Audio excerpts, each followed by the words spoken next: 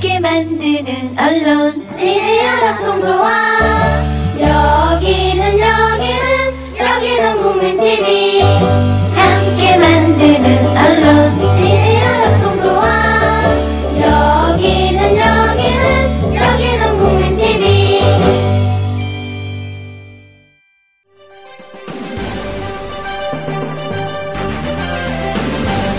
정치평론가 이강윤의 오늘. 안녕하십니까, 이강윤입니다. 7월 24일 금요일 시작합니다. 국정원의 불법 해킹 의혹에 대한 신속한 수사가 이루어지지 않으면 핵심 증거가 소멸돼서 진실이 묻혀버릴 수 있습니다. 국정원이 지난달 내국인 해킹을 시도한 단서로 볼 수 있는 국내 IP 기록이 이르면 다음 달에 사라질 수 있기 때문입니다.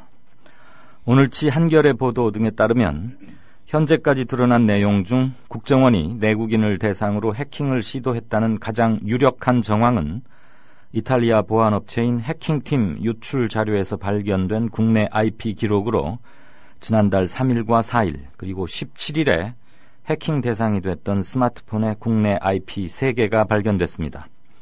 이 IP는 SK텔레콤에 할당된 건데 SK텔레콤 서버의 로그 기록을 확인하면 해킹 대상 인물을 밝히는 게 가능합니다. 즉, 누구 걸 엿보려고 했는지 알 수 있다는 얘기입니다. 그런데 통신업체들이 로그 기록을 보관하는 기간은 통상 석 달에서 6달 정도입니다. 적어도 한 달 이내에 공식적 증거 보존과 압수수색이 이루어지지 않으면 핵심 증거가 날아가 버릴 수 있는 겁니다. 사망한 임 전 과장의 마티즈 차량 번호판 등으로 시간을 허비할 때가 아닙니다. 핵심 사항에 집중해야 합니다. 차일피일과 유야무야는 정부 여당의 고전적 전매 특허라는 것 잊지 말아야 합니다. 잠시 후 시작합니다. 안녕하세요. 국민TV 조합원 전창걸입니다. 이번에 새롭게 오픈한 국민TV 쿠겐샵의 성공과 번창을 기원합니다. 쿠겐샵이 국민TV 미디어 협동조합의 튼실한 살림으로 성장하길 바랍니다. 당연히 물론 쿠겐샵에 새싹 땅콩차 입점시켰습니다. 먹기 편하게 티백으로 만든 새싹 땅콩차도 있사오니 여러분의 많은 관심을 바랍니다. 혹시 커피숍을 운영하시는 분들 메뉴에 새싹 땅콩차를 추가하고 싶다면 도매 가격으로 납품 가능합니다. 거침없이 070-8635-1288로 전화주세요. 그리고 인터넷 다음에서 새싹 땅콩차를 검색하시면 전창걸닷컴으로 오실 수 있습니다. 골이 깊으면 산이 높듯이 힘겨운 시간이 지나면 행복한 시간이 다가올 것을 저는 믿습니다. 힘든 세상 혼자서 속상해하지 마세요. 여러분 곁에는 국민TV가 있습니다. 그리고 발칙한 음료 기발한 차 새싹 땅콩차도 있습니다. 070-8635-1288입니다.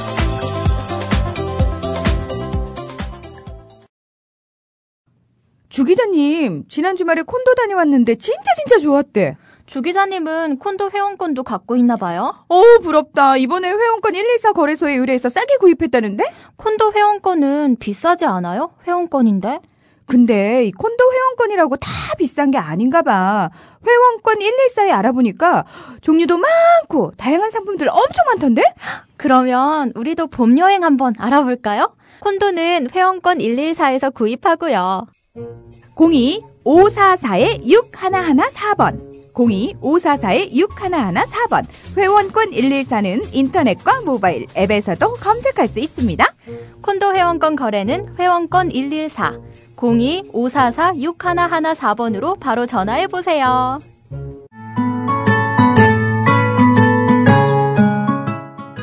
청춘이란 깊은 샘물에서 오는 신선한 정신, 유약함을 물리치는 용기, 안위를 뿌리치는 모험을 뜻한다. 시인 사무엘 울만의 말입니다.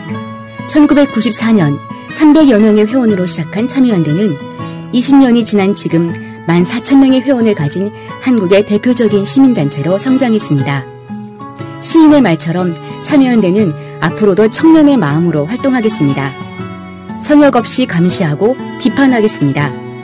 더 좋은 세상을 위해 두려움 없이 도전을 멈추지 않겠습니다. 국민TV 청취자 여러분, 20살 청년 참여연대와 함께해주세요. 회원가입은 홈페이지 peoplepower21.org, 전화는 서울 723-5300번입니다. 시민의 힘으로 운영되는 단체, 참여연대는 정부 지원금을 받지 않습니다.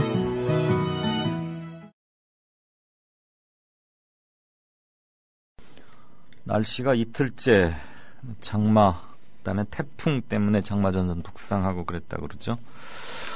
국회에서는 오늘 추경 예산은 합의 통과하기로 여야가 합의를 했습니다. 자, 뉴스 브리핑에서 좀 더 상세히 보고 받으시죠. 김효진 PD, 어서 오십시오. 네, 안녕하세요. 김효진입니다. 안녕하십니까. 자, 스스로 목숨을 끊은 국가정보원 임 과장, 그 마티즈 차량, 빨간 마티즈였죠? 예.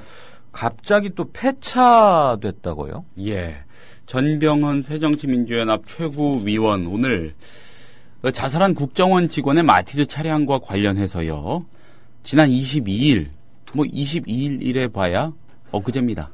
예, 엊그제 차량 번호판에 대한 의혹을 제기한 바로 그날 국정원 직원의 마티즈 차량이 갑자기 폐차 말소됐다는 제보가 접수됐다면서요. 네. 경찰이 왜 국정원 불법 사찰의 핵심 인물 사고 차량을 사건이 종결되기도 전에 갑자기 폐차했는지 규명돼야 한다, 이렇게 밝혔습니다. 전병헌 최고위원은 오늘 오전 그 확대 간부 회의 자리에서 이런 주장을 했는데, 차량에 대한 국민적 의혹이 제기된 시점에 갑자기 왜 폐차했다는 것인가? 경찰은 사고 차량의 차량 원부를 즉시 공개하고 폐차가 사실이라면 중요 증거물의 폐차 말소 경위에 대해서 누가 지시했고 집행했는지 분명히 밝혀야 한다고 따졌습니다. 또 이 차량을 구입한 시점이 지난 2일인데 당시 차량의 주행거리가 무려 22만 킬로미터가 넘는 폐차 직전의 차량이라는 제보도 들어와 있다. 무슨 이유로 국정원 직원이 폐차 직전의 차량을 구입하게 되었는지 궁금하지 않을 수가 없다. 경찰은 이 문제에 대해서도 조사하라, 이렇게 따졌고요. 이어서 이 국정원이 해킹 프로그램을 구입한 이탈리아 보안업체 해킹팀이 해킹 당한 직후 국내 언론에 알려지기 전까지 이를 미리 알았을 국정원과 담당 직원에게 어떤 일이 벌어졌는지 낱낱이 해명돼야 한다. 그런데 경찰은 사망 전 행적과 관련한 통화 내역과 위치 추적조차 하지 않았다, 이렇게 비판했습니다. 예, 지금 사망 당일 우선 7월 2일 날 출고된 지 10년이 넘은 중고차, 물론 요즘 뭐 중고차들 성능이 좋아져서 10년 넘게 타기 운동 이런 것도 하고, 예. 뭐 15년, 20년 탄다는 사람도 뭐 있긴 합니다만, 예. 7월 2일 날 구입을 했고, 그로부터 16일 후인 18일 차주인 임모 과장이 사망했죠, 자살. 예. 자살로 발표가 됐죠.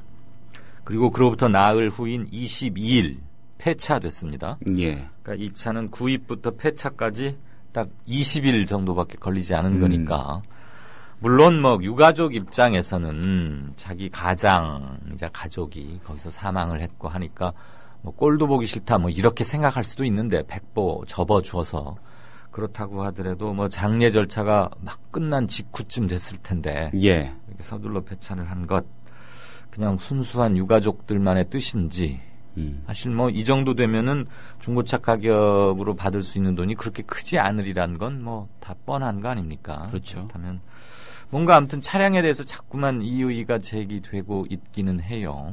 예, 그리고 사고 당일도, 자살 사망 당일도 국정원에서 10시에 조사를 받기로 되어 있는데, 내부 감찰. 예. 집에서는 5시쯤 나갔다고 하고, 뭐 용인에서 내곡동까지 그 시간이면 불과 30-40분밖에 걸리지 않을 거리고, 8시가 돼서도 오지 않으니까 집으로 전화를 했다, 국정원에서. 그래서 부인에게 부부싸움을 하고 나갔다, 실종신고를 하라 라고 지금 지시를 했다는 거 아닙니까? 실종신고 사유까지. 그래서 경찰에 신고를 하라 그랬는데 뭐가 와전됐는지 어쨌는지 119로 아무튼 신고가 갔지만, 그로부터 소재 파악까지는 대단히 신속했어요. 마치 들여다보고 있었다는 듯 정확하게 그 시점을 찾아서 찾아냈는데, 서두른 폐차가 혹시 죽음과 어떤 관련이 있는지 아무튼 미스테리를 하나 더 불러일으키는 것은 사실입니다. 예. 자, 제가 오프닝에서 핵심 증거일 수 있는 IP 3개에 대한 증거 보전이나 압수수색이 신속히 필요하다 이런 말씀을 드렸는데 지금 그거 말고 추가로 해킹을 시도한 IP가 5개 더 발견됐다 이런 의혹도 제기됐죠. 그렇습니다. 새정치연합 국민정보지키기 위원회 소속이죠. 위원장은 안철수 의원이고요. 여기 소속인 신경민 의원 오늘 기자간담회에서 SK텔레콤 회선 5개 IP에 스파이웨어를 감염시키려 한 정황이 파악됐다. 400GB 분량의 자료를 계속 점검하고 있으니 또 다른 IP가 나오는 대로 추가 고발에 집어넣겠다. 이렇게 밝혔습니다. 계속 나올 것 같지 않습니까? 네, 충분히 가능성이 있죠. 그렇습니다. 새정치연합은 어제 SK텔레콤 회선을 사용한 3개 IP에 해킹을 시도한 정황이 드러났다면서 고발장을 낸 바 있고요. 이 3개에 대해서 앞에서 이 사회자께서 그 증거가 사라질 우려가 있다. 이런 지적해 주신 것 아니겠습니까? 신경민 의원은 이 IP들 중 하나라도 대북 공작과 관련이 없는 내국인이 나온다면 국정원이 책임을 져야 한다면서 스파이웨어를 무고한 내국인에게 사용한 셈이기 때문이다. 이런 설명을 했습니다. 자, 신 의원은요 또 이거 굉장히 이상한 일이었죠. 집단으로 성명을 낸 국정원 직원들. 국정원 직원들이 집단 성명을 냈는데 이거 뭐 듣지도 보지도 못한 일이었으니까요. 이거에 대해서도 고발을 검토하고 있다고 밝혔습니다. 고발 대상은 성명을 주도한 직원, 또 이병호 국정원장 내지 감찰실장 등 성명 사태의 책임자로 명시할 계획이라고 합니다.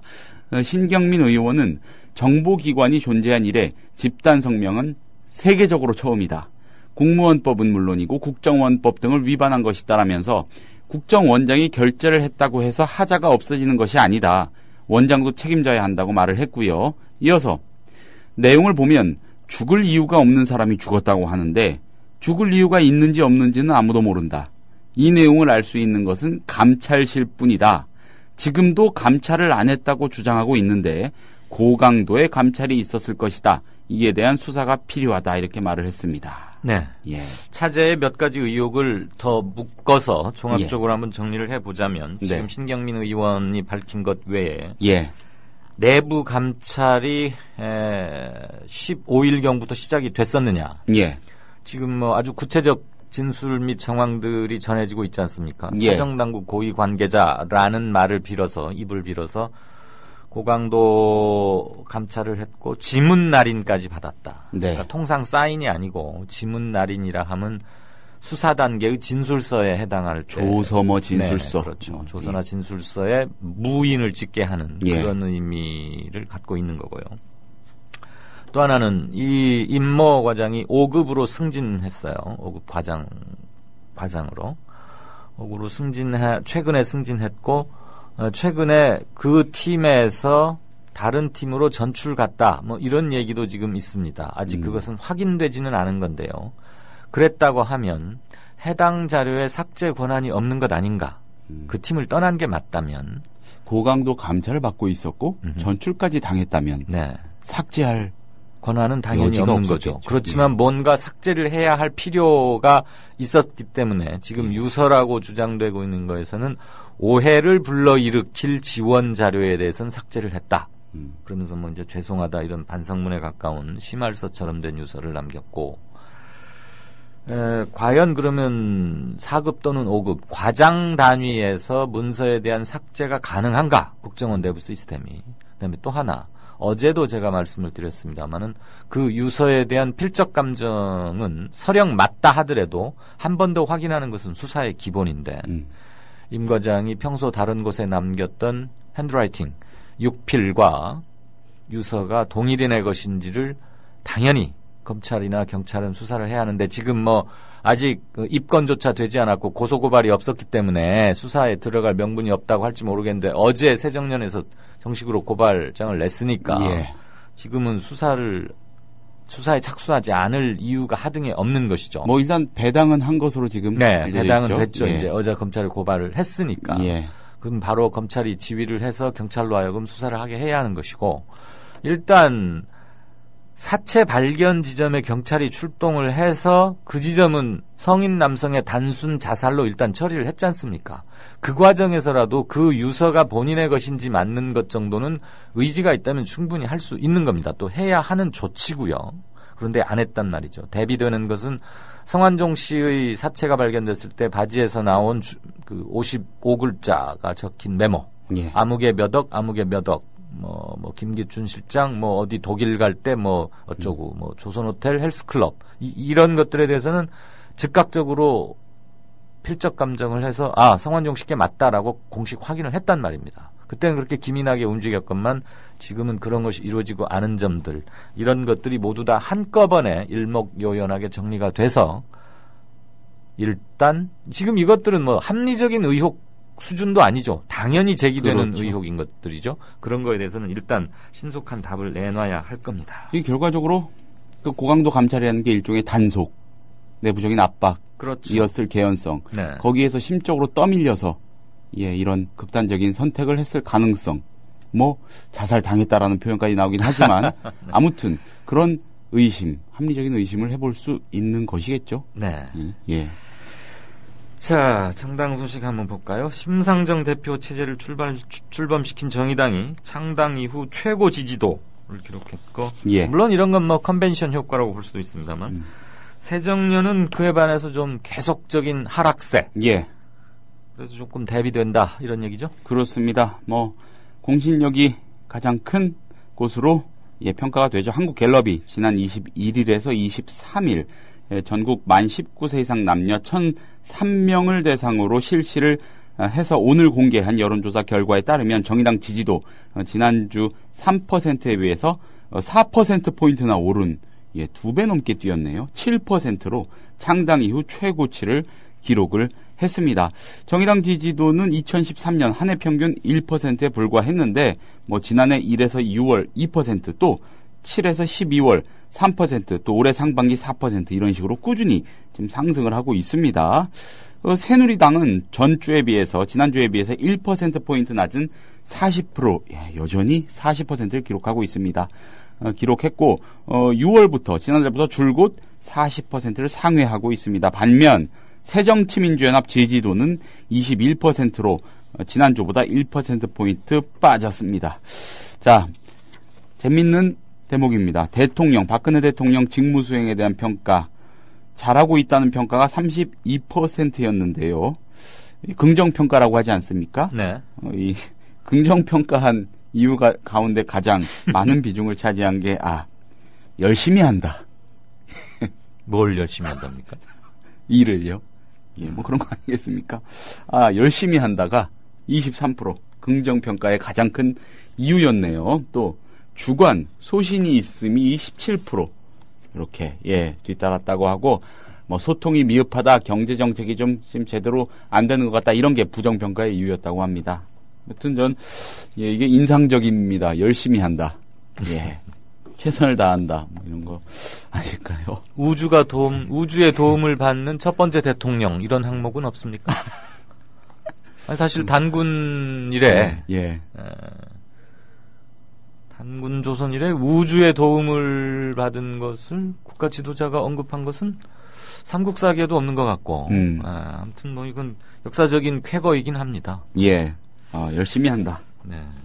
그런데 잘하고 있다는 32%, 네. 못하고 있다는 60%. 그렇습니다. 거의 이제 더블 스코어 차이인데, 열심히 한다. 뭐든 열심히 하죠. 이게 많은 전문가들이 박근혜 대통령 정도 되는 인물에게 지지율이 30%라는 것은 사실상 지지율이 없다는 없는 얘기다. 거다. 이렇게도 분석을 하던데. 왜냐하면 기본이 30%이기 때문에. 그렇죠. 그 기본, 눈이 오나 비가 오나 바람이 부나 낮이나 밤이나 콘크리트 빼고는 지지하는 사람이 하나도 없다. 이런 얘기죠, 사실은. 자, 노동개혁 가지고 지금 여야 간에 이제 새로운 정책 전선이 형성될 조짐을 보이는데, 사실 요즘 큰 이슈들이 많아서 이게 어떻게 풀어갈까도 중요한 관심사 중에 하나입니다만, 김무성 새누리당 대표하고 심상정 정의당 신임 대표, 노동개혁 가지고 좀 투닥투닥 날선 얘기들 오고 가면서 서로 한번 신경전 또는 타진 이런 거 한번 했죠. 그렇죠. 일단 김무성 대표가 유화 제스처를 이 자리를 빌려서 했는데 또 청와대하고 나름 각을 세우는 건지 모르겠습니다. 그렇게까지 의미 부여하는 건 오버일 수도 있다 싶긴 합니다. 아무튼 양당 대표 오늘 국회 새누리당 대표실에서 만나서 환담을 나눴습니다.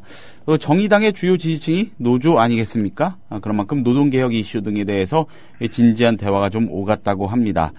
먼저 심상정 대표가 부존 자원도 없이 10대 경제 대국이 되기까지는 허리띠 졸라매고 헌신한 노동자들의 수고가 크다. 이번 노동개혁법, 이른바 노동개혁법과 관련해서는 무엇보다도 이해 당사자 간 합의, 협의 이런 게 절대적으로 존중돼야 한다 이렇게 말을 했습니다. 또 어려운 공무원 연금 개혁도 인내심을 발휘하면서 대타협을 이루지 않았나. 노동시장 개혁도 일방적으로 힘으로 해서는 안 된다. 특히 노동시장 개혁은 재계가 반대하더라도 밀어붙이겠다는, 노동이 반대해도 밀어붙이겠다는 식의 접근은 안 된다. 이렇게 강조를 했습니다. 자, 김무성 대표는 이에 대해서 결코 노동자에게 불이익을 주려는 생각은 전혀 아니다 이렇게 말을 했고요. 그러면서 잘 사는 사람 잘 살고 못 사는 사람 못 살고 대기업 중소기업 격차가 너무 심각하고 불공정이 이루어지고 있는 불공정하고 또 정규직 비정규직 사이 차이가 너무 심하고 대기업 근로자의 임금 그리고 중소기업 비정규직 근로자의 임금은 100대 34 정도의 차이가 있다. 네. 이런 지적을 했습니다. 너무 잘 알고 있네요. 네. 격차 해소 차이를 줄이지 않으면 우리 사회는 국민 통합 어렵다 이런 말도 했고요. 이어서 청년 일자리 확보가 민생이고 복지다. 이 문제 해결하기 위해서 같이 고민하자는 것이다. 결코 억지로 밀어붙일 생각은 없다. 이렇게 말을 했습니다. 또 대화를 한 테이블에 앉아서 해야 하는데 그게 노사정위다. 민노총도 참여하지 않았고 한노총도 중간에 나갔는데 대화가 복원돼야 한다고 말을 하고 거기서 무슨 이야기든 하자. 대화로 풀자는 것이다. 예, 이렇게 정부의 지금 기조와는 좀 사뭇 다른 듯한 말을 또 했네요. 그렇긴 한데 또 야당에서는 노사정위 해봤는데 결국 유명무실하지 않았느냐. 그게 뭐 한쪽이 비토하고 나가버리면 아무런 결정권도 없고 위원장도 사의를 표하고 그러니까 차라리 국회로 끌고 들어와서 아예 팔 걷어붙이고 끝장을 보자. 또 이런 얘기가 제기되고 있고 아무튼 이것은 민노총 총파업국하고도 좀 결부가 돼 있지만 대단히 중요한 사안일 수밖에 없습니다. 또 이게 가을 전국까지 이어진다면 내년 선거까지도 당연히 영향을 미칠 거고요. 그렇겠죠. 저는 갑자기 이 심 대표하고 김무성 대표 만났다고 하니까 유승민 전 원내대표가 원내대표 된 다음에 인사받으면서요. 심상정 의원 지금 대표를 향해서 제가 제일 좋아하는 국회의원이다. 이런 말 하지 않았습니까? 네. 지금 원내대표로서 다시 한번 인사를 나눴다면 얼마나 훈훈한 덕담이 오갔을까. 그렇죠. 이런 생각을 갑자기 해봅니다. 예. 자, 대법원 판례 하나 볼까요? 형사재판에서 무죄를 받아내거나 석방되는 것을 조건으로 변호사에게 지급하기로 한 이른바 성공보수. 그거 무효다. 성공보수 안 줘도 된다. 그동안 이거 큰일 나겠는데. 이런 대법원 판례가 나왔어요. 그렇습니다. 이거 변호사 집단은 벌써 반발하고 나섰다고 하는데 대법원 전원합의체 허모 씨가 모 법무법인을 상대로 낸 부당이득금 반환 청구 소송 상고심에서 원고 일부 승소 판결한 원심을 확정했다고 오늘 밝혔습니다. 여기서 말하는 부당이득금, 이 송사의 내용이 다 알려져 있긴 한데 너무 길고 복잡해서요. 아무튼 여기에서 부당이득금이라고 일컬어지는 게 바로 성공보수라는 것이겠죠. 자, 그동안 국민들은 형사사건에서 이 갓 변호사 개업을 한 판검사를 뜻하는 전관 변호사나 이 검판사의 고교 대학 선후배 또 사법연수원 동기 같은 학연에 따라서 변호사를 선임해 왔습니다. 형사사건에서 영장 기각이나 보석 석방, 집행유예, 무죄 등을 받아내는 데는 변호사의 판검사에 대한 교제나 친분 또 청탁과 무관하지 않다는 인식이 짙게 깔려 있죠.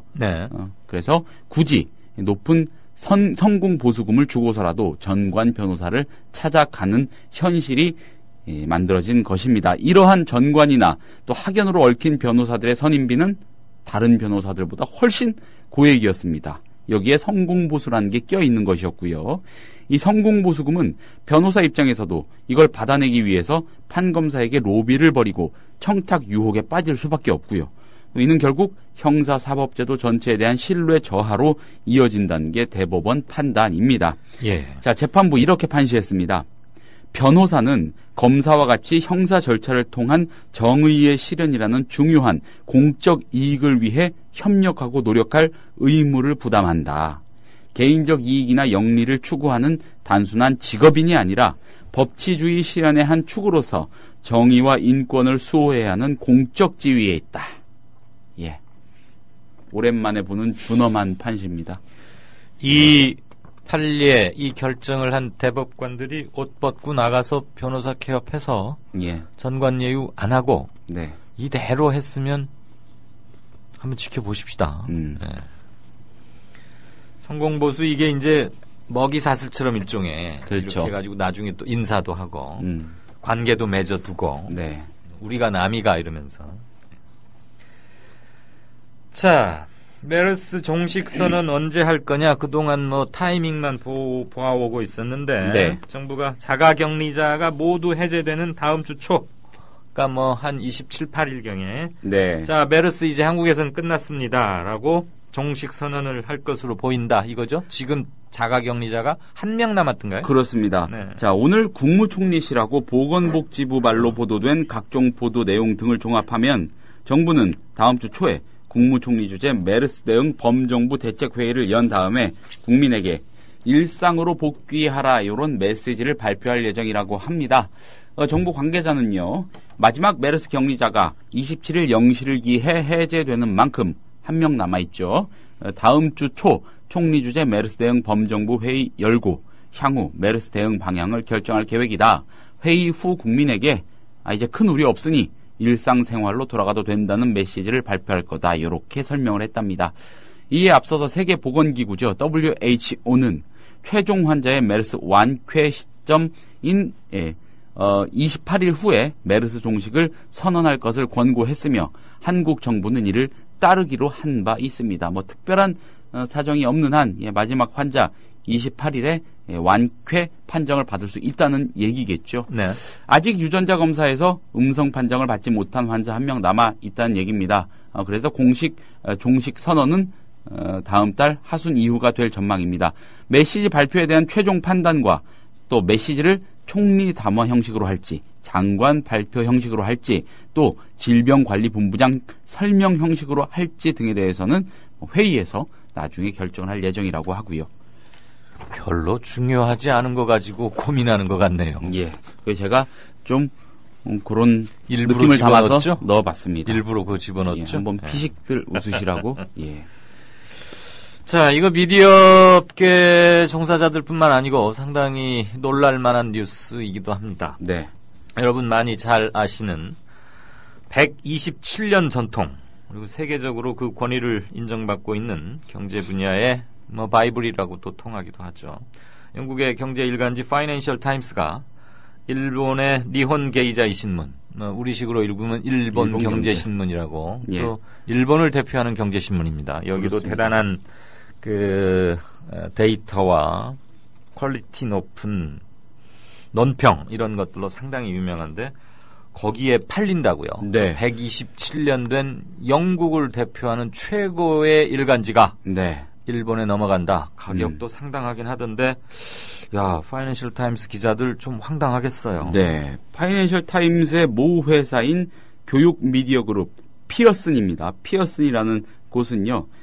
파이낸셜 타임스 FT라고 약칭하죠. 네. FT 등 미디어 관련 자회사들을 8억 4,400만 파운드, 우리 돈으로 1조 5천억 정도 됩니다. 8억 4,400만 파운드의 니혼 게이자이 일본 경제에 매각한다는 사실을 어제 전격 발표했습니다. 파이낸셜 타임스 FT는 이 그룹은 일간 FT 그리고 또 온라인 FT.com, 주간 더 뱅커 그리고 주간 이코노미스트 다 유명한 매체들이죠. 네. 이 지분의 50%를 소유하고 있습니다. 이번 매각에서 런던에 있는 FT 본사 사옥과 또 주간 이코노미스트 지분 50%는 일단 제외된다고 하고요. 뭐 어제 오전까지만 해도 피어슨이 이 아시아의 미디어 그룹 또 독일의 미디어 그룹 등과 매각 협상을 벌여왔다는 사실만 전해져서 FT 측이 막판까지 고민한 것으로 보인다. 이런 분석도 뒤따르더라고요. 피어슨의 전 최고 경영자 마저리 스카디노는 자신이 죽기 전에는 FT를 매각하지 않을 것이라고 했지만 2013년 1월 새 CEO 존 펠런이 취임한 뒤 매각설이 계속 제기됐습니다. 피어슨은 언론사들을 대부분 매각하면서 교과서 등 교육 관련 사업에 매진할 계획이라고 합니다. 자, 이 FT, 파이낸셜 타임스 지난 4월 말 현재까지 온 오프라인을 합쳐서 전체 구독자가 72만 2천 명 정도 됐다고 합니다. 아, 72만 명이요? 예. 아, 우리 조선일보가 뭐 대외적으로 발표하는 게 뭐 120만 어쩌고 예. 하는데. 이게 또 이게 어쨌건 경제지 아니겠습니까? 네네. 그걸 감안하면 굉장한 많은 거죠. 물론. 예. 우리 120만은 확인되지 않은 120만이고 그렇죠. 여기는 정확히 카운트된. 네. 온라인 FT.com 가입자가 지난해 대비 20% 증가한 52만 명 정도 됐다고 하고요. 종이신문은 20만 명. 뭐 만만치 않은 수치지만은 네. 좀 어려움을 겪을 수밖에 없는 그런 성적이기도 그렇죠. 합니다. 국내에도 한 1,000부가량 들어오는 걸로 저는 알고 있었는데. 예. FT는 1888년 4쪽짜리 신문으로 창간이 됐고요. 1945년 파이낸셜 뉴스를 합병한 뒤에 1957년에 피어슨에 인수가 됐습니다. 자, 니혼게이자의 신문, 일본경제신문. 이 신문은 일본 최대 경제지로 니케이 홈페이지에 따르면 300만 명의 유료 독자와 40만 명의 온라인 가입자를 갖고 있답니다. 뉴욕타임스는 일본 신문들이 막대한 판매 부수 덕분에 인터넷 시대의 기술적, 금융적 충격이 완화됐다. 이런 풀이를 했습니다. 네.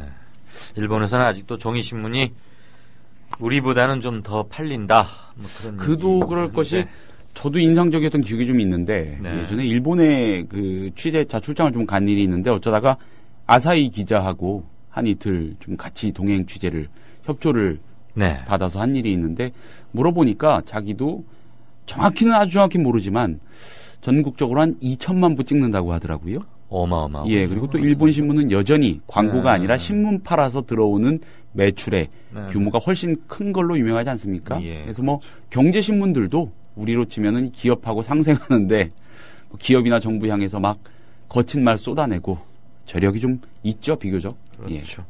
광고료 수입 대 구독료 수입이 한국 같은 데는 8대2 또는 한 7.5대 2.5 정도인데 일본은 그거보다는 많이 낮아서 5대5 뭐 또는 뭐 6대4 이렇게 좀 균형을 맞추고 있다고 하니까 즉 광고 의존도가 우리보다는 덜하다. 네. 그래서 이를테면 우리는 뭐 삼성 같은 데서 광고 끊으면 휘청거릴 신문사 인터넷 매체가 수십 군데 수백 군데인데 일본은 그렇게 특정 재벌 한두 개사에 의존하는 구조는 아니다. 그러니까 언론의 건강성이 상대적으로 나을 수 있다. 뭐 이런 얘기는 오래전부터 지내왔는데 어마어마하군요. 일본의 인구가 1억 2천만 명쯤 된다고 치고 네.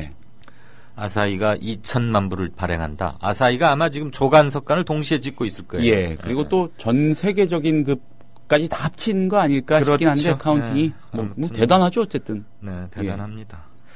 일본이 예전에는 한참 그 유명한 건물들 사들이더니 뉴욕, 파리 뭐 이런 곳들의 런던 이제는 또 미디어 쪽으로도 상당한 N파워를 보이고 있다.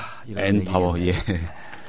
자, 지금까지 뉴스 브리핑의 김효진 PD였습니다. 수고했습니다. 고맙습니다. 박 대통령은 재치 있는 유머로 주변 사람들을 안심시키며 분위기를 바꾸었습니다. 아유, 공해야 공해. 아니 기사님, 뉴스 듣다 왜 라디오를 끄세요? 대통령 동정 연예인 스캔들 동물 날씨 얘기뿐이에요. 어디 뉴스가 뉴스다워야지요. 그럼 기사님 안목에서 뉴스다운 뉴스는 뭔가요? 4대강 만든다고 하더니 죽을 4차 4대강 만들었고 나라님이 자원 외교한다며 혈세를 펑펑 써댔고 똥별들이 무기 팔아서 뒷돈 챙기고 나라가 개판 5분 전이 됐는데 이런 건 뉴스에 안 나오잖아. 뭐가 뉴스겠어요? 자고로 뉴스라는 거는 권력이 뭔지 알려주고 그 권력을 바르게 이끄는 거 아니겠습니까? 왜 이럴까요? 그게 다 권력자한테 장악당한 거죠. 기사님, 그래서 이런 세상, 이런 뉴스를 바꾸자고 해서 등장한 협동조합이 있잖아요. 네? 협동조합이요? 조합원이 사주라서 조합원 뜻에 어긋나는 뉴스를 만들 수 없는 그런 방송이에요. 오! 아이, 거기가 바로 미디어 협동조합입니다. 욕하고 한숨 쉬는 것으로 그치지 말고 함께 희망을 만들어요. 미디어 협동조합 홈페이지 국민.tv 또는 서울전화 3144-0933으로 문의하세요. 네, 5시 6분 15초 전입니다. 게시판 한번 보죠. 이 시간까지 여러분들은 어떤 견해를 주로 올리고 계시는지, 무엇에 대한 관심이 많으신지 이런 것들 한번 보죠. 우선 오늘 진짜 인터뷰는 백혈병 관련해서 중요한 결정이 하나 내려졌죠. 삼성전자가 1,000억 원 기부해서 공익법인 만들어서 백혈병 등 삼성 반도체 그리고 LCD 직업병 피해자한테 보상하라, 이런 조정 권고안이 법원에서 나왔습니다. 이 관련해서 영화 또 하나의 약속이라고 하면 좀 더 쉽게 떠오르실 것 같은데, 따님을 백혈병으로 잃고서 사인 규명 및 산재 인정을 위해서 삼척에서 서울을, 속초였나요? 삼척이었나요? 제가 갑자기 헷갈립니다. 수십 번 나다니면서 참 헌신적인 노무사와 함께 거대 기업 삼성을 상대로 결국 승리를 받아낸 황상기 선생님 연결해서 반올림을 이끌고 있는 분이기도 하죠. 반올림이라는 모임, 단체. 그분 연결해서 이번 조정 권고안, 유가족들은 어떤 생각이신지, 그리고 문제점은 혹시 뭐가 있는지, 삼성 측 반응, 삼성의 고민, 이런 것들 함께 좀 얘기를 나눠보겠습니다. 샵 인터뷰 아시죠? 말씀 또는 질문 올려주십시오. 애청자 기영님, 환율 조작해서 엔화 가치 떨어뜨려서 그리고 물가 올려서 국민의 재산을 대기업에게 몰아주면 대기업은 외국에서 기업 사냥할 수 있는 돈을 축적할 수 있죠. 네, 지금 일본 얘기, 일본 측면에서 말씀 주셨습니다. 추경 예산 중 이번 메르스 때문에 힘들었던 병원을 도와준다는데 맞는 말인가요? 왜 돈 많은 병원을 도와줘야 하는 건지 모르겠네요. 국민 돈으로 어려운 자영업자를 더 도와줘야 할 듯이라고 아줌님께서 말씀하셨는데, 제가 병원을 변호하거나 그럴 생각은 아니고요. 병원이 다들 돈이 많다고 생각하시기 쉽지만 그건 한 10여 년 전 얘기고요. 요즘은 특히 한 150에서 200베드 사이에 중급 규모의 병원들, 그 다음에 의사 혼자서 하는 동네 GP라고도 하는데, 그런 1인 동네 의원들 상당히 힘듭니다. 물론 이제 기본적으로는 의사 숫자가 많이 늘어나는 게 가장 크고요. 작년 같은 경우에 경기가 안 좋으니까 아예 그냥 병원 가는 것 자체를 삼가해버려서 결국은 건강보험 재정에서 병원들, 의사들한테 돈 주는 거 아니에요? 그 돈이 줄었어요. 그러니까 건강보험이 흑자를 냈어요. 그 말은 병원으로 갈, 예년 같으면 병원으로 갈 건보공단의 돈, 즉 우리가 낸 건강보험료, 그게 좀 덜 갔다. 그 말은 의사들 수입이 줄었다, 이 말 아니겠어요? 그래서 모든 병원이나 모든 의사가 다 잘 벌고 옛날처럼 떵떵거리는 건 아니라는 것은 이제 아마 아실 거고요. 메르스 때문에 아예 병원에 얼씬도 하지 않아서, 그런데 한 150 내지 200베드 병상 규모의 병원을 유지하려면 기본적으로 들어가는 비용이 있거든요. 그러니까 좀 힘든 건 사실이죠. 그래서 그 점도 좀 도와주겠다는 건데, 지금 아줌리라는 닉네임을 쓰시는 분께서 궁극적으로 하시고 싶은 말씀은 충분히 합니다.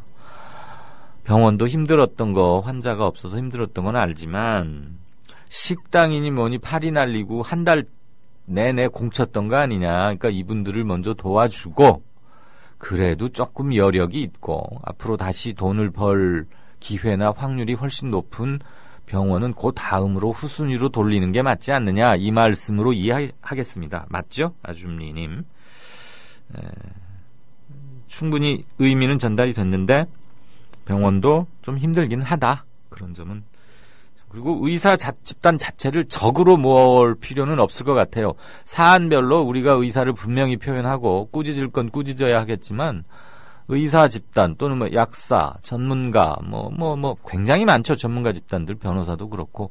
결국은 우리가 같이 가야 할 집단들인데 여지껏의 관행 때문에 자기들의 이익이나 그동안 누려왔던 권위 또는 그동안 누려왔던 우월적 지위 이런 것들을 물정 모르고 고집한다면 그런 것들은 매섭게 야단쳐야 하지만 그러지 않고 국악을 깨트리면서 달라진 전문가상을 보이는 그룹, 부류들도 굉장히 많으시거든요. 그분들 같이 나가야 하고 그래야 우리 삶이 함께 윤택해지고 같이 번영할 수 있는 거 아닌가 그런 생각을 합니다. 제가 조금 말씀이 너무 길었나요? 양해해 주십시오. 대단군님께서는 어떻게 127년 된 파이낸셜 타임스가 하필 팔려도 일본한테 팔리느냐라고 아마 일본에 대해서 갖고 있는 전통적인 그런 정서를 좀 대변하신 것 같고요. 문광님 고맙습니다. 사도 요한님도 고맙고요. 선견님, 임과장 죽음이나 국정원 해킹은 임과장 시간대별 동선 추적과 국정원 대책팀의 추이를 추적하는 것이 기본이다. 전문 해커 방송 들어보면 이태리 해킹팀이 해킹당한 시점은 위키릭스에 공개된 훨씬 이전으로 추정할 수 있다. 즉 국정원 담당은 공개 노출 훨씬 이전에 이미 이 사건을 인지하고 내부 감찰 내지 대책회의를 수도 없이 열어 대책을 강구했을 것이다. 지금 추정입니다. 만일 이것을 사실로 전제하면 정보기관의 생리로 봐서 임 차장은 자살을 할 수밖에 없는 상황에 몰린 게 아니겠느냐. 마티스 구입 시점에 이미 각오했을 것이다. 이상 선계산에서 쓴 추리소설이라고 하셨는데 뭐 충분히 동의할 수 있는 대목이 많이 있습니다. 위키릭스에 지금 이태리 해킹팀이 해킹을 당했어요. 그러니까 저 대도 집에 도둑이 들어가지고 안에 그냥 왕창 털어간 거죠. 그것을 자기 집 금고에 옮긴 게 아니고 해커들이 뭐 그런 게 있대요. 공명심. 나 어디 뚫었다. 그러면 해커들 사이에서는 확 성과가 올라가고 A급 해커로 이렇게 인정받는 그런 게 좀 있답니다.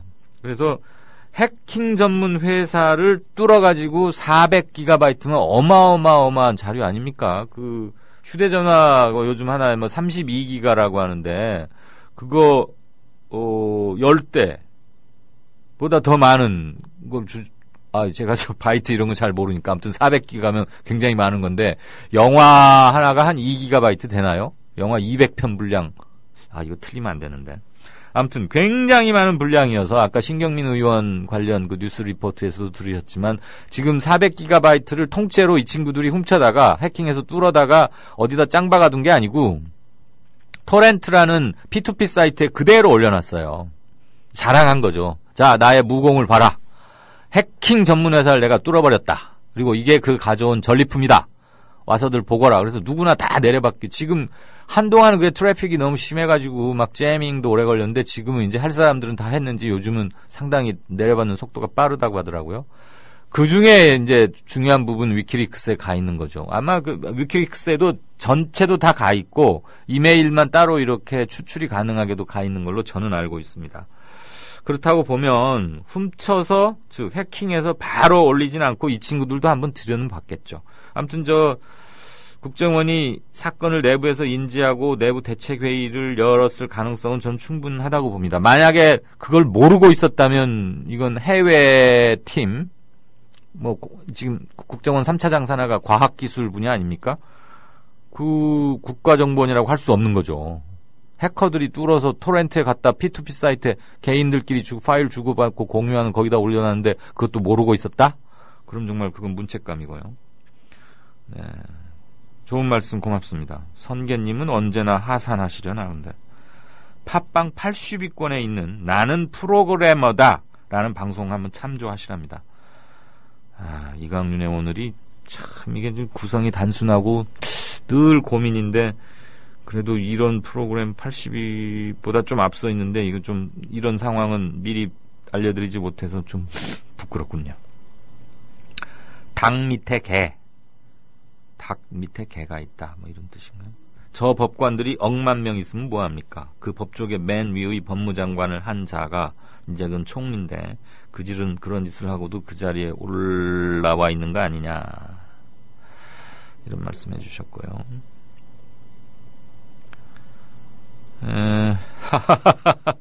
7시간 행방묘연님의 유머 감각이 대단하시군요. 국정원의 단체 행동은 곧 노동조합 탄생의 징조다.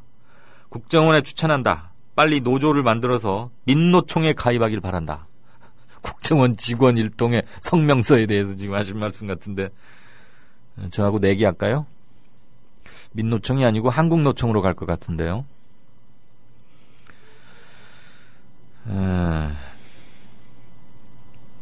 뭐 열심히 한다. 뭐 그게 아까 대통령 국정수행평가 긍정 지지 부분에 뭐 한 포션이라고 그랬더니 7 쓰신 분은 써주는 대로 읽는 것 말인가요? 하긴 그것도 쉽지는 않아 보이더군요. 모니터용으로 뉴스 할 때 꼭 보는데 이상한 억양으로 또박또박 그거 열심히인 건 맞아요. 국민학교 다닐 때 웅변대회의 억양이랄까. 국민학교라는 용어를 쓰시는 거 보니까 적어도 45세 이상 정도 되시지 않을까 라고 추측이 됩니다. 예, 웅변대회 억양 오랜만에 들어봅니다. 부산의 최개발아님. 최개발아. 어떤 사람 보니까 책에 봐라, 그러니까 책을 봐라 그 뜻으로 이렇게 하시는 분도 봤어요. 강윤쌤 오늘도 잘 듣겠습니다. 선생이란 말은 안 써주셨으면 이라고 자주 말씀하시던데 그냥 대명사 정도로 생각해 주세요. 이강윤 앵커 이퀄 이강윤 쌤으로요. 국민TV의 신의 한 수는 이강윤의 오늘이 방송되고 있다는 거라고 봅니다. 야, 이거 언중유골 아닙니까? 이강윤의 오늘이 있다는 게 아니라 이강윤의 오늘이 방송되고 있다. 신의 한 수는 어쨌거나 좀 민망할 정도로 너무 과찬이시고요. 라이브로는 잘 듣진 못하지만 오늘은 유익한 정보 부탁합니다. 언제 한번 서화숙 기자 초대 부탁해요. 두 분의 대화는 아마 용호 상박이 되지 않을까 생각합니다. 용호 상박까지는 못 가고요. 제가 어떻게 감히 서화숙 대선배의 이 맞상대가 되겠습니까?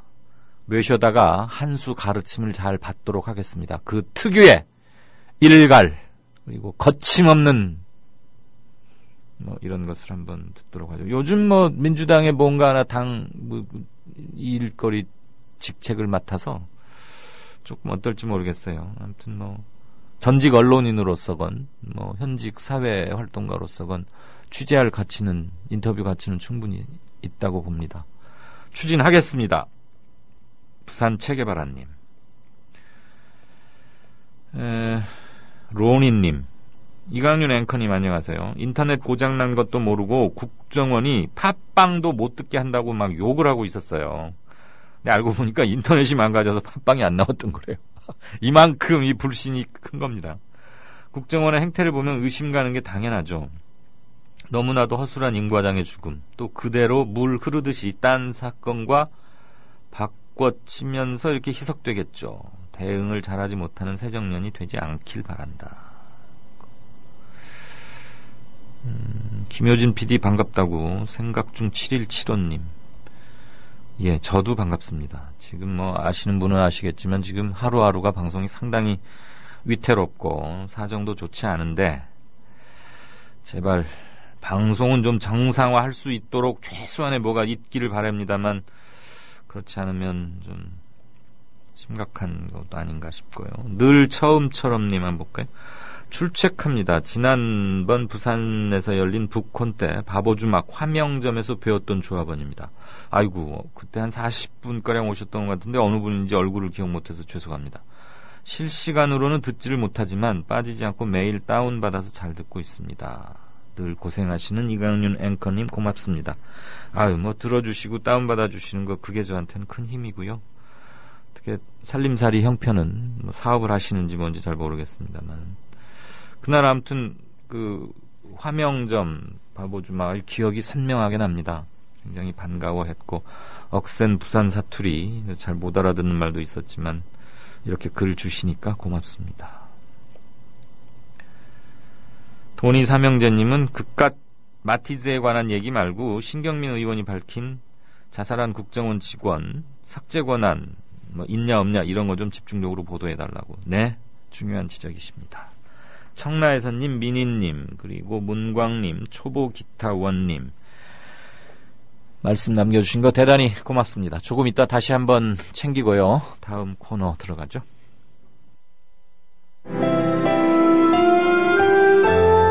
주장이 질서를 만나면 아름다워집니다.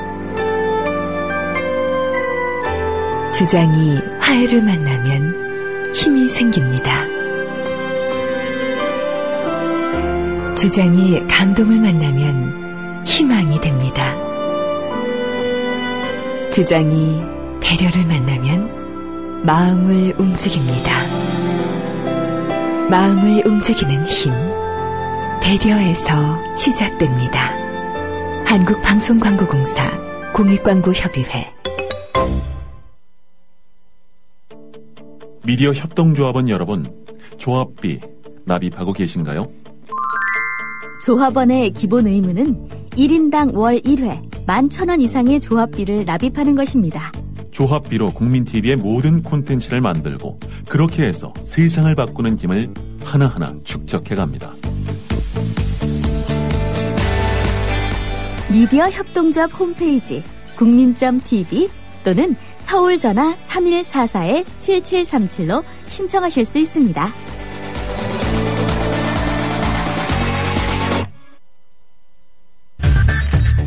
이강윤의 오늘, 이제는 정가 산책으로 함께합니다.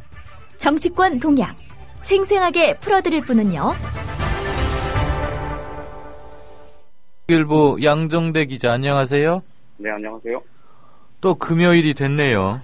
네. 아, 참 한 주 한 주 지나가기가 왜 이렇게 힘드는지 말이에요. 추경안 처리 어제 여야가 합의 처리하겠다고 해서 본회의 열렸는데 여야 간 협상 과정에서 야당이 국정원 해킹 사건 관련 진상규명에 대해 진상규명, 이거 지금 사실 가장 핫 이슈인데 네네. 너무 많은 양보를 한 거 아니냐, 이런 비판들이 안팎에서 막 쏟아지는 것 같아요.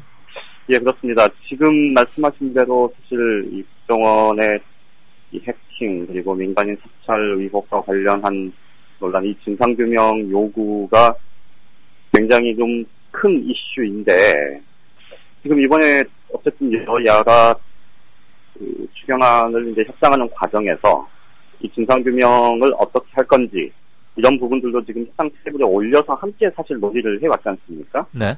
그래서 이제 어제 합의문에도 이 진상규명과 관련한 방법 이런 부분들이 이제 합의문에 포함이 됐는데, 그런데 막상 최종 이 합의 내용을 보면 그동안 야당이 요구해 왔던 바를 좀 너무 올려놓은 것 아니냐, 이제 이런 얘기들이 나오고 있습니다. 좀 물컹했다 이 말이죠? 그렇죠. 그러니까 실제로 지금 정보위원회, 그다음에 뭐 안전행정위원회, 미방위원회, 뭐 이런 이 유관 상임위원회 차원에서 청문회를 개최하자, 이렇게 야당이 요구를 했었고요. 예. 그리고 이 국정원장을 출석시켜서 이 본회의에서 긴급 현안 질의도 하자, 이런 주장을 했었고, 그리고 이제 새정치민주연합 자체적으로 지금 이 진상규명 대책위원회를 만들었고, 거기서는 이제 공식적으로 당 차원의 이름으로 이 로그 기록을 전부 제출해라, 이렇게 지금 요구까지 한 상태인데, 네.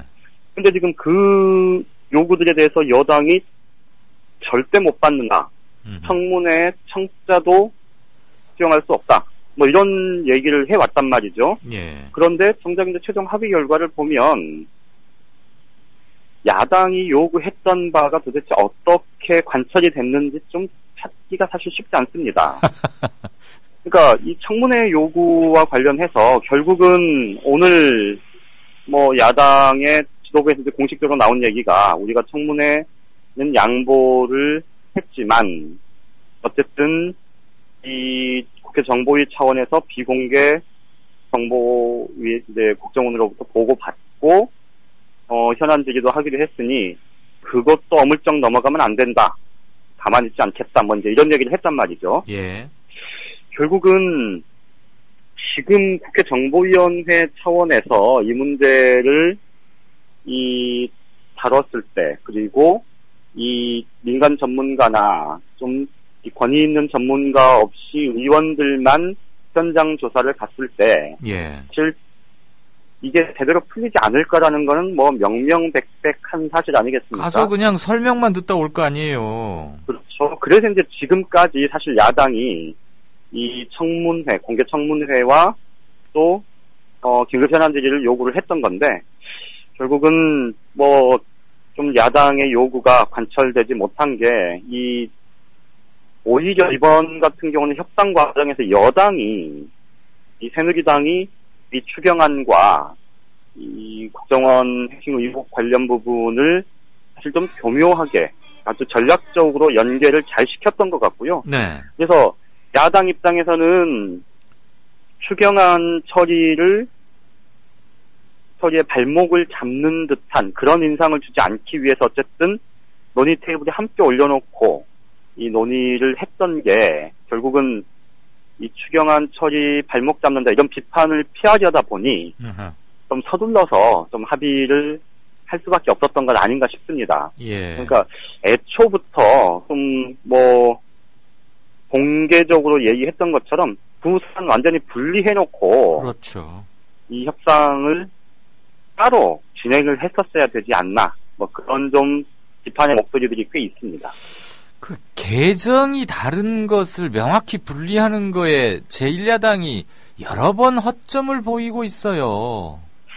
그러니까 이제 그 정치권이라는 게 이제 워낙 뭐 이런저런 다양한 이슈들이 많이 이제 뭐 주고받고 하는 건 알겠는데 예, 나오는데 그러다 보면 어떤 때는 사실 전략적으로 연계를 하는 게 연계해서 압박하고 자신의 의지를 관철시킬 수 있는 중요한 그런 뭐 계기가 되는 경우도 있지만 사실 이번 같은 경우는 아예 100% 분리해서 조금 다른 차원에서 문제를 접근했어야 되지 않나 뭐 그런 생각이 드네요. 당연하죠. 계정이 다른데 농구하고 축구를 왜 같이 합니까?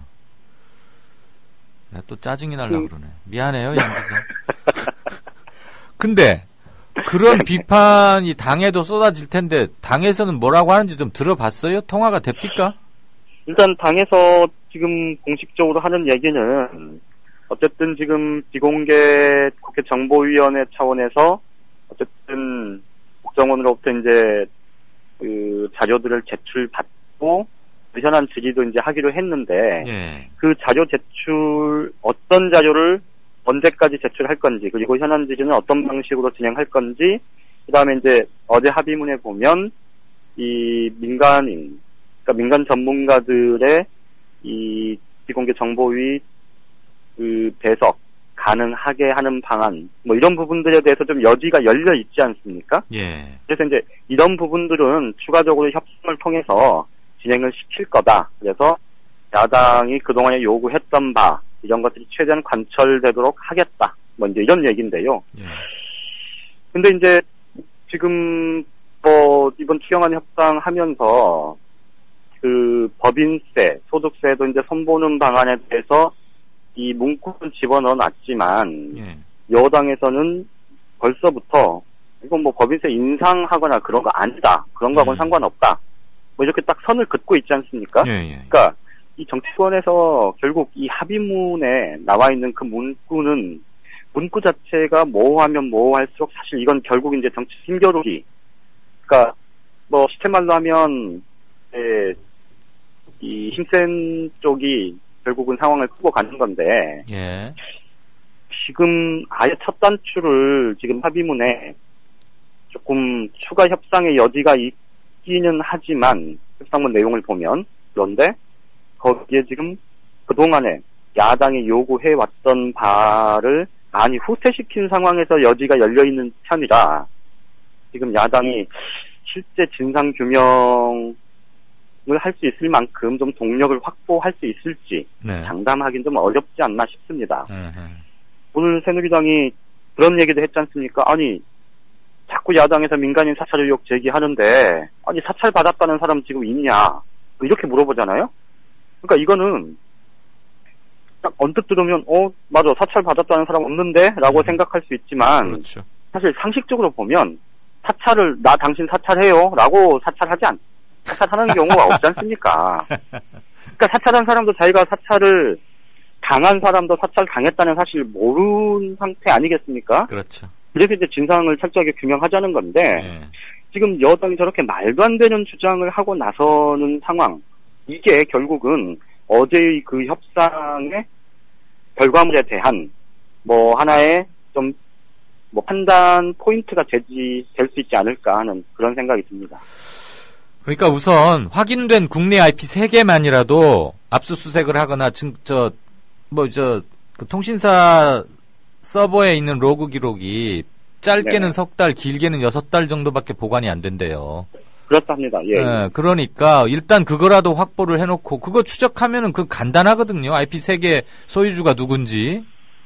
그건 진짜 의지의 문제지. 그런 것들이 안 되니까 당연히 지금 다른 얘기들이 계속. 지금 나나테크하고 그 원세훈 전 국정원장하고 지금 이제 야당이 검찰이 고발을 했는데. 네. 추가로 이제 현 국정원장, 이병호 국정원장도 이 IP 추가로 이제 IP 5개를 확인을 했다.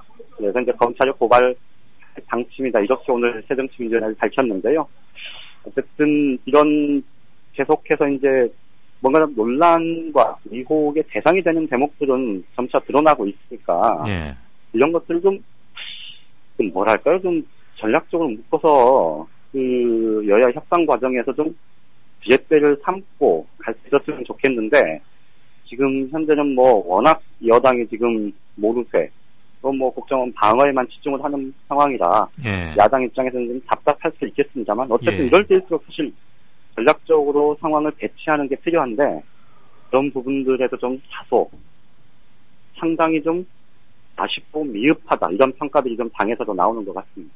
지금 이제 써먹을 지렛대가 없잖아요. 새 예산안 빼고는. 근데 새 예산안도 이제는 며칠 지나고 나면 집권 자동 상정되니까 그리고 그게 12월 달이나 가야 되는 얘긴데. 지금 방금 리포트 해주신 것과 관련해서 이분 아주 유명하신 분인데 7시간 행방묘연이라는 분이 계세요. 누구의 행방을 말하는지는 아시겠죠? 네? 네. 모르면 말씀드리고. 한국일보 양정대 부장 같은 차장님 어서 오십시오. 이상하게도 양정대 타임이 사라졌는데 국정원에 해킹이 들통난 이후와 어떻게 시점이 맞아떨어진다. 어? 그래서 양정대 차장은 대한민국의 중요한 위치에 우뚝 서 있다는 게 이번에 확인이 됐다. 일단 감축을 드린다. 아울러 대포폰을 한 3개쯤 준비를 하시라. 이겁니다. 알아서 하세요. 대포폰은 용산 같은 데 가면 있습니다. 자, 이번 주말에 정치권 빅 이슈나 뭐 유심히 봐야 될 건 없죠?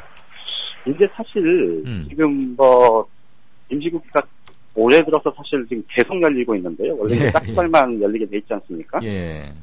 그래서 원래는 이제 이번 달 7월, 8월이 이제 보통 정치 하한기 뭐 이렇게 보는데 아마도 다음 이제 오늘로 사실 추경안 처리가 마무리가 되면 아마 다음 주부터는 별 이슈는 없이 조금 조용하게 정치권이 가지 않을까 싶네요. 선거구 획정 이 문제 가지고 지금 열심히 공부들 하고 뭐 하고 그래야 될 것 같은데 또 하한기는 챙기시겠다네.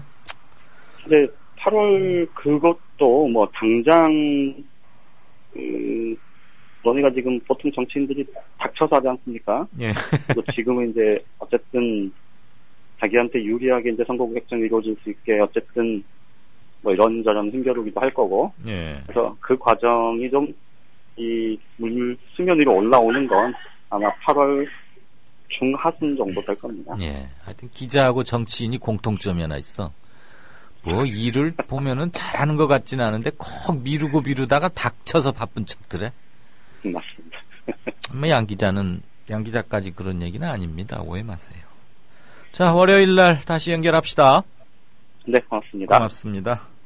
지금까지 정가산책 한국일보 양정대 차장이었습니다.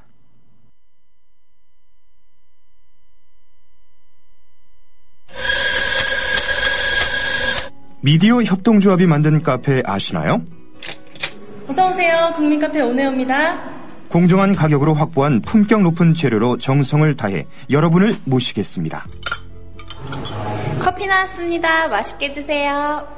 지식이 있고 공감이 있는 강연이 있고 즐거움과 행복이 넘치는 공연이 있는 공간. 서울 마포구 월드컵로 37 웰빙센터 지하 1층 국민카페 온에어로 여러분을 초대합니다. 네. 한 4분 정도가량 게시판 조금 보고요. 진짜 인터뷰 아까 말씀드린 대로 영화 또 하나의 약속으로 많이들 아시게 됐죠. 반올림 대표를 맡고 계시는 황상기 선생님과 전화 연결을 하겠습니다. 선계님, 오늘 뭐 비가 와서 산중이 좀 조용하십니까? 아니면 하산이 임박하셨나요? 글 많이 주시는데 기자도 선후배 군기가 세기는 센가 봐요. 인터뷰 페이도 별로일 것 같은데 이강윤님 걱정됩니다. 제가 왜 걱정이 되죠? 선배 좀 들이박아본 이 선계가 볼 때 양정대 기자님 알아서 하세요가 아니고 선배 이강윤님이 알아서 해야겠는데요. 언중유골 농담입니다. 야, 이게 산중에 계시는 분이라 하도 도학이 깊으셔서 몇 번을 꼬아놓으시니까 제가 썩 한 큐에 이해가 안 가는데 뭐 군기가 좀 있긴 있죠. 근데 저는 매우 양순한 기자였기 때문에 후배들한테 화 한 번 안 내보고 제가 떠날 때 후배들이 그랬어요. 이게 신문사에 천사가 하나 없어진다고. 저는 사실 좀 페이를 많이 못 주는 건 사실입니다. 양정대 기자, 내가 이런 얘기 할 건 안 되는데 여러분 아마 깜짝들 놀라실 거예요. 양 기자한테 우리가 주고 있는 출연료, 월간 단위 출연료. 이건 정말 미안할 정도고, 물론 다른 사람 출연료, 전화 누구나 다 그렇긴 합니다만, 그래도 저는 앵커라도 하고 있고, 이렇게 소명감, 이제 이런 건데, 조합원이기도 하고, 양 기자는 아마 조합원은 아직 아닐 거고요. 매일 정해진 시간에 한 17, 8분 얘기한다는 거. 물론 이제 여러분이 들으실 때는, 지네 회사 지면에 한국일보에 쓰려고 했던 거, 갈무리에서 하나 말하는 거 아니야? 그렇다 한들, 우리가 그거를 꼬박꼬박 받는 거. 물론 이제 여러분과 사안에 따라서 견해를 달리할 수 있지만, 우리는 좀 더 다양한 견해를 접해보자고 하는 것이고, 메이저였던, 한국일보 지금 이제 다시 이제 부활 조짐을 확실히 보이고 있는데, 노련한 기자의 국회 현장 얘기를 한번 들어보는 게 나쁘지 않죠. 그리고 무엇보다도 성실하지 않으면 이거 못합니다. 깨놓고 말씀드려서 돈 보고는 못해요. 그런데 늘 또 더운데 밖에 나와서, 추울 때도 겨울에도 밖에 나와서 휴대전화를 하고 그러는 거, 제가 저 돈 주고 시키는 건데 이렇게 고마워하나, 이렇게 말씀하실 수도 있겠지만 좀 그렇지 않은 점도 있습니다. 이 친구도 좀 품성이 여리고 양순한 편이고 하니까 그냥 제가 좀 같이 가자 그랬더니 하는 건데, 국민TV가 좀 많이 좀 좋아지고 그러면 좀 체면은 쓸 만큼 주고 가끔 불러다 밥이나 술 좀 사고 이래야 되는 거죠. 제가 그건 할 노릇입니다. 서령 여러분하고 좀 양정대 기자하고 뜻이 다르더라도 그럼 여기다 그냥 마음껏 풀어놓으세요. 그럼 양 기자 얘기는 그냥 많은 견해 중에 하나일 뿐이니까 그렇게 생각하시면 좋겠습니다. 박지원 의원 같은 사람들 다수가 분당 운운하고 있는데 소수의 문재인 당대표 지지 세력으로 어떻게 단합해서 박근혜와 새누리당에게 정의를 요구할 수 있겠느냐고. 이런 견해가 하도 많고 너무 정설처럼 되어 있어서 이제는 읽으면서도 목이 아플 정도인데, 정체성에 대한 문제는 분명히 해야 합니다. 고맙습니다, 애청자 기호님.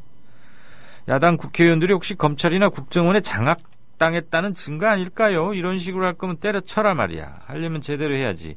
정치 자영업자처럼 하려면 새누리당에 가든가라고 국정원 해킹 사건에 대해서 좀 미온적으로 대응하고 있는 야당들의 꾸짖음을 주셨는데, 이거는 국정원 댓글 사건과도 완전히 궤를 달리하는, 해킹은 그 자체로 불법입니다.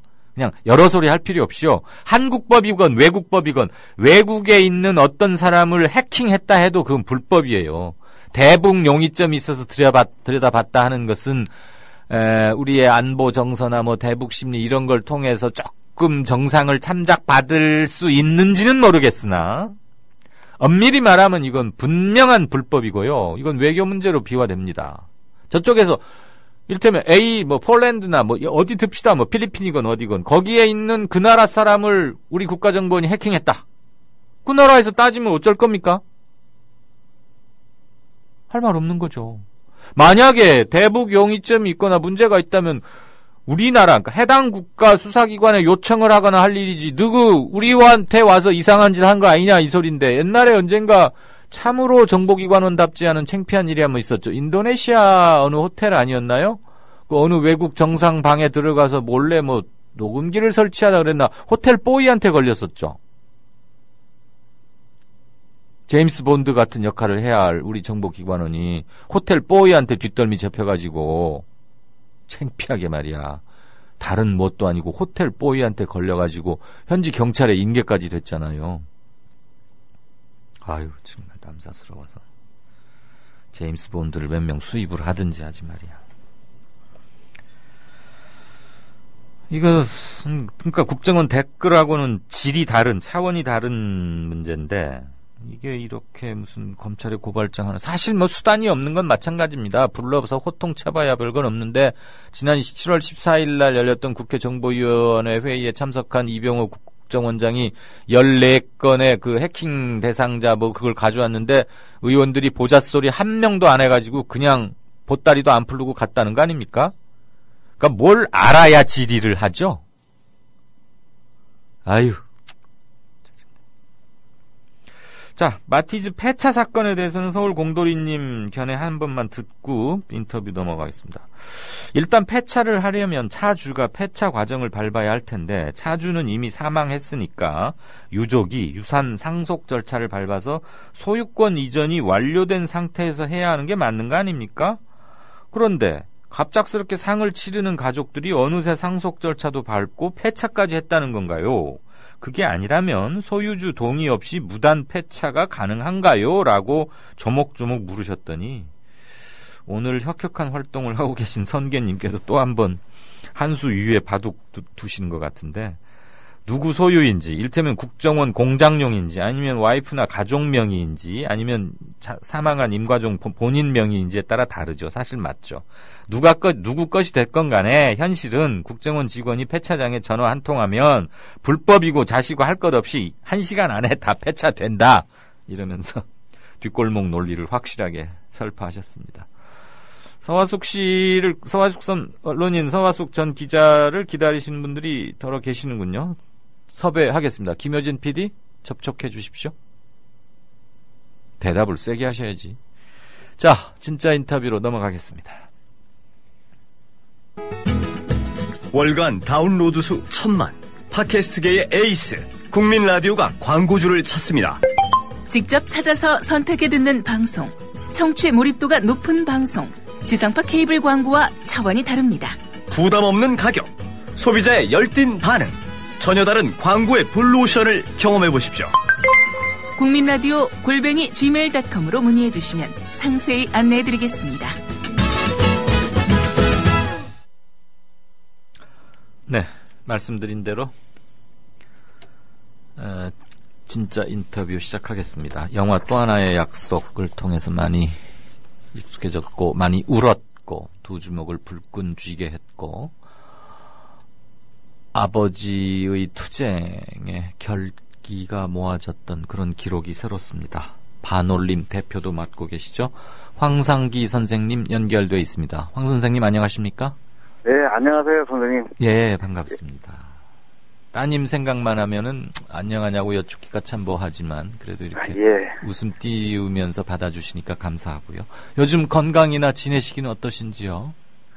예, 요새만 몸은 굉장히 좀 이 건강한 편이고 이 속초에서 이 택시 운전하면서 지내고 있습니다. 예. 속초였죠? 제가 아까 삼척하고 속초를 순간 헷갈려가지고. 예. 아, 지금도 택시 계속 하세요? 예, 지금도 그 택시 운전 하다가 이 반올림에 일이 생기면은 서울 올라가고 이렇게 반복되는 생활하고 있습니다. 이것도 인터뷰할 한 17, 8분 동안에는 영업을 못 하시는데 그 부분의 수입 피해분은 저희들이 보전을 해드려야 될 텐데 큰일이네 이거. 아, 괜찮습니다. 예. 자, 그 법원에서 조정 권고안 나왔죠. 삼성전자 1,000억 원 내서 뭐 공익법인 만들어가지고 백혈병, LCD, 직업병 피해자 보상한다 뭐 이랬는데. 예. 그 법원이 아니고 그 조정. 예, 참. 예, 조정 그 위원회를 만들었거든요. 예. 제가 잠시 착각했습니다. 바로 잡아주셔서 감사합니다. 예, 그 조정위원회에서 이 조정 이 권고안이 나왔죠. 예, 그 어저께 그 내놓았습니다. 네네. 이것을 이끌어낸 산파라고 해도 과언이 아닌데 황 선생님이 평가하시기에 어떻습니까? 그 조정 그 권고안을 그 어저께 그 23일날 그 조정위에서 그 권고안을 내놓았는데요. 그 상당히 좀 그 잘한 부분도 있고 못한 부분도 있습니다. 그러면 우선 잘한 부분부터 한번 정리해 볼까요? 예, 그 잘한 부분은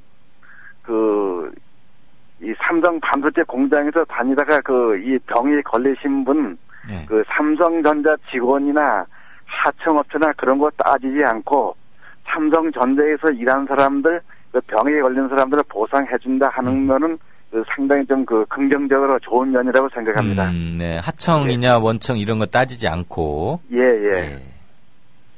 그다음에 마음에 안 드시거나 좀 미흡한 점이라고 꼽는 건 어느 겁니까?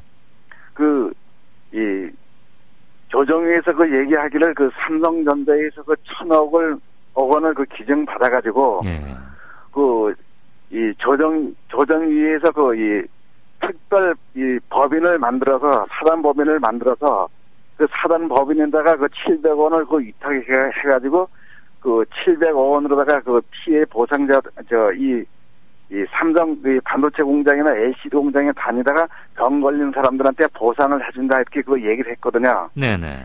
그다음에 얘기를 하는데 이 병 걸린 사람들을 보면은 세 가지로다가 분류를 했어요. 네. 세 가지 1군, 2군, 3군으로 분류를 해가지고 1군에 같은 경우에는 피해 사망한 사람 경우에 피해 보상을 1,017 월급에 자기가 피해 보상 받던 월급 받던 데에서 1,001분을 보상해준다고 얘기를 했고요. 예. 그 다음에 2군에 속한 사람은 700일, 그 다음에 3군에 속한 사람은 350일을 보상해준다고 얘기를 했습니다. 근데 좀 안을 좀 들여다보면은, 이게 이 1,000일, 1,000일에 이 보상액이면은 약 한 몇 천만 원 되고, 그 다음에 700일이나 350일분에 따져도 한 몇 천만 원뿐이 안 되는 금액이거든요. 네. 그런 금액이라고 하면은, 그럼 지금 시중에서 이 애완견, 이 비싼 것도 몇 천만 원 하거든요. 예. 그럼 애완견 값도 안 되는 보상액을 내놓았는데, 예. 그렇다면 삼성전자 반도체 공장에서 일하다가 죽은 노동자는 대가만도 못한 거죠. 에휴, 진짜 시중에서 뭐 화나거나 술자리에서 격해가지고 쓰는 말인데 딱 들어맞네요. 예. 또 이거 따져보면은, 네. 이 반도체 공장에 LCD 공장에서 일하다가 이 병에 걸린 노동자들은 이 삼성전자에서 일을 하다가 이 병에 걸린 거거든요. 예. 그러면은 이 사람들의 병에 걸린 게 20살에 걸린 사람도 있고 30살에 걸린 사람도 있고 40살에 걸린 사람도 있거든요. 그렇죠. 자녀 노동력 상실 부분은 어떻게 그럼 하는 그러니까 이 사람들이 병에 걸렸을 때부터 보통 사람들이 한 정년이 한 60살쯤 되잖아요. 네. 그럼 이거에 대한 보상을 해야 되는 거거든요. 예. 근데 이거에 대한 보상은 말이 없고 그냥 무조건 보상으로다가 701분, 1001분, 351분 하니까는 이거는 말이 보상인 것이지 사실은 보상이 아니라 보상하는 척 한 것이죠, 이거는. 아하. 그 점은 앞으로 좀 개선이 되어야 할 것 같은데 어떻게 여지가 있겠습니까? 들어보니까 굉장히 큰 문제네요. 예, 그래서 저는 이 문제를 또 이 맞지 않는 부분이 또 있는데요. 네. 이 중재위원회에서 중재안을 내는 거를 보면은, 권고안을 내는 걸 보면은, 특별 이 사단 법인을 만들어서 사단 법인, 삼성으로부터 1,000억을 기증받아갖고 사단 법인에서 보상금을 준다고 이렇게 얘기를 했거든요. 네. 근데 삼성 이 반도체 공장에서 일을 하다가 병 걸린 사람들은 특별 사단 법인에서 일을 하다 걸린 게 아니라 삼성 반도체에서 이러다 걸렸기 때문에 삼성 반도체로부터 보상을 받아야지 특별법인에서 보상받는 거는 이게 이 말뜻이 논리 앞뒤가 맞는 것이 아니잖아요. 네. 거기서 보상받으려면 특별법인에서 일을 하다가 보상을 받아야지 삼성전자에서 일을 한 사람을 왜 특별법인에서 보상을 해주는가 하고 또 이게 말이 안 되는 것이고요.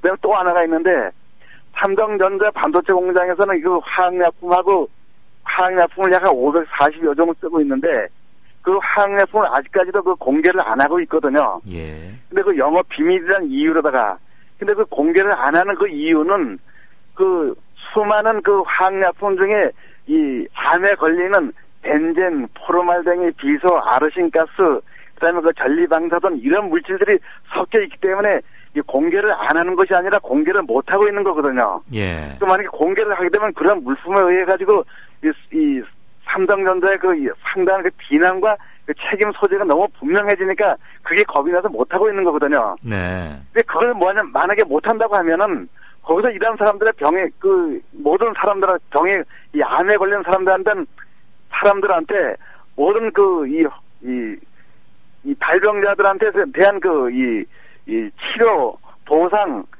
충분히 될 수 있는 보상을 해줘야지 보상해주는 척만 한다고 하면은 이건 너무 어불성설인 것이죠. 예. 그 점은 그러면 앞으로 그것을 개선시키려면 또 어떤 절차와 어떤 싸움을 벌여야 됩니까? 예, 그거를 지금 이 권고안이 나왔는데 그 권고안에서는 이제 마음에 그 수용할 수도 있는 부분이 있고 수용할 수 없는 부분도 있는 거거든요. 네. 그 수용할 수 없는 부분은 이 다른 피해자들하고 같이 이 회의를 해가지고 지속적으로다가 이 지적을 해야 되겠죠. 네. 그렇지만이 거기서 그 병 걸린 사람들이 그 피해 가족들이나 또 그 환자들이 충분한 그 치료 받을 수 있고 그다음에 충분한 보상을 받아서 편히 살 수 있는 그런 제도를 마련해놔야지. 여태까지 삼성전자에서는 반도체를 만들면서 몇십 년 동안 만들면서 한 번도 그 피해 보상을 해준 적이 없거든요. 네. 한 번도 피해 보상 해준 적이 없기 때문에 피해 금액이 아마 상당히 많아질 거라고 저는 그 생각을 합니다. 네. 그러면 황 선생님이 그동안 몇 년에 걸쳐서 싸워왔던 그 과정을 또 되풀이해야 된다는 겁니까? 아니면 이번에 조정 권고안이 나왔던 그 나오기까지의 과정을 보면 일정 부분 시스템화하고 있다는 생각이 드는데 예. 그 기구를 통해서 적어도 황 선생님처럼 개인적 눈물과 비용을 지불해가면서 숱한 그 인고에 또 해야 한다는 것은 너무 비효율적이고 말이 안 되는 거니까 예. 지금 현 단계 1차 조정 권고안의 현실적 문제점들을 모아서 그것을 대화를 통해서 해결할 수 있는 그런 구조는 갖춰져 있습니까? 아직까지 그런 구조는 좀 안 갖춰져 있다고 생각을 합니다. 네. 그래서 이제 그런 구조를 만들어야 되겠죠. 근데 이런 문제를 가지고 해결할 수 있는 거는 우리 그 피해자 가족이나 반올림에서 해결할 수 있는 것이 아니라 삼성전자가 적극적으로 나올 때만 해결되는 거잖아요. 그렇죠.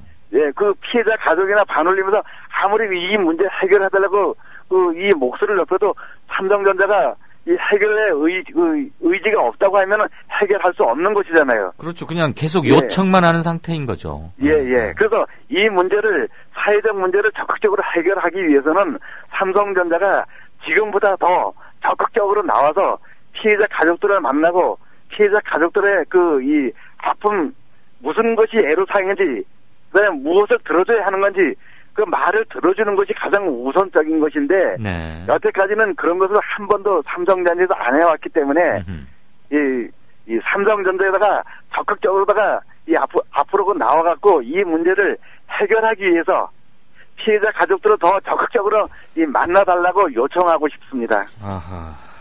결국은 지금 1,000억 이러면 많이 커 보이는 돈이긴 한데, 황 선생님 말씀을 세세히 들어보고 항목별로 나누고 앞으로 있을 수 있는 가능성이나 경우의 수를 따지고 1,001분, 701분, 그 다음에 노동력 상실 시점 이런 걸 따져보니까 결코 이게 문제를 근본적으로 해결할 수 있는 건 아니라는 것과, 물론 반도체 제조 광정에서 세계적인 타 경쟁 회사들과의 그런 게 있긴 하겠지만, 인체에 분명한 유해한 것들은 예. 뭐 부분 공개라도 해야 되는 게 아닌가? 사실은 그 부분 공개라는 게 의미가 없는데 말이죠. 하면은 원천 공개를 해야 되는 건데 그럼요. 그 부분에 대해서는 아직도 완강한 자세를 갖고 있다는 것은 황 선생님의 개인적 분투와 노력으로 산재를 인정받아냈음에도 불구하고 예. 삼성 측이 근본적인 자세 변화를 했다고 평가하기에는 좀 이르다. 저는 그런 생각이 드는데 제가 맞게 이해를 하고 있는 겁니까?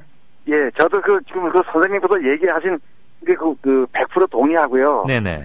예, 거기에 만약에 삼성전자가 그렇게 만약에 못한다고 하면은. 네. 자기네 만약에 진짜로 영업 비밀이 꼭 끼어 있어가지고 못한다고 하면은. 네네. 거기서 일하다가 병든 노동자들한테 대한 보상 문제 이런 건 아주 충분히 치료 보상 문제는 이 사람들이 만족할 수 있을 만큼 해주는 것이 저는 그 논리에 맞다고 생각합니다. 좀. 예. 지금 황 선생님이 싸워와서 결국 산재 인정을 받은 것이 선례가 되어서 그 이후에 하나의 이정표, 기준점이 되고 있지는 않습니까? 그것이 기준점이 돼가지고. 그나마. 지금. 예를 들면은, 유방암, 뇌종양 이런 것도 1심에서도 이 산재 인정을 받은 경우가 있거든요. 예. 유방암 경우는 완결 판결이 나는 경우고요. 그리고 이 뇌종양 같은 경우는 완전 법원에서도 이것이 산업재해라고 판결이 났음에도 불구하고 이것을 이 조정위에서는 뇌종양을 가지고 2건으로다 넣어가지고 약간의 치료비하고 그다음에 이 701분의 이 보상만 받아라. 이런 권고안을 내놓았거든요. 네. 그래서 이런 권고안은 도저히 받아들일 수 없는 그런 알겠습니다. 권고안이라고 생각합니다. 마지막 질문 짧게 하나만 더 드리겠습니다. 이 조정 권고안이 나오는 과정에 고용노동부나 정부 측의 입김이 좀 많이 반영이 된 겁니까? 저는 속초에서 택시 운전을 하고 그다음에 일이 있을 때 서울만 다녔기 때문에 조정 권고안이 나오긴 했지만은 거기에 다른 데서 어디 입김이 끼었는지 안 끼었는지 그거는 모르고 있습니다. 저 기자들이 해야 할 몫인데 질문드려서 죄송합니다. 저희들이 좀 더 알아보겠습니다. 예. 아무튼 오랜만에 이번 문제의 핵심과 문제점을 속속히 아주 구체적인 예를 통해서 들어주셔서 저희들 이해가 빨랐고요. 따님 문제는 다시 한번 위로의 말씀과 함께 황 선생님께 평범한 시민이 어떻게 위대해질 수 있는지 강해질 수 있는지를 보여주신 점에 대해서 깊은 존경의 말씀을 다시 한번 드립니다. 늘 감사합니다. 아무쪼록 건강 많이 살피시고 앞으로도 저희들에게 등불과 희망으로 남아주십시오. 큰 관심을 가지셔서 감사합니다. 네, 별 말씀을요. 감사합니다.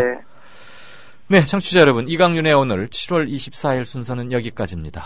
들으실만 하셨는지 모르겠습니다. 늘 90분 마칠 때면 아쉽습니다. 주말 잘 보내시고 월요일 다시 새로운 마음으로 뵙겠습니다. 감사합니다.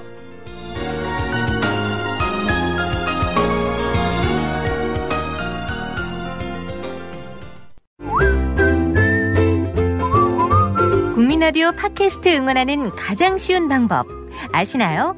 다운로드하기, 별점 주기, 댓글 달기, 구독하기. 국민라디오 팟캐스트 널리 알리는 가장 쉬운 방법. 다운로드하기, 별점 주기, 댓글 달기, 구독하기. 기억하세요. 다운로드하기, 별점 주기, 댓글 달기, 구독하기.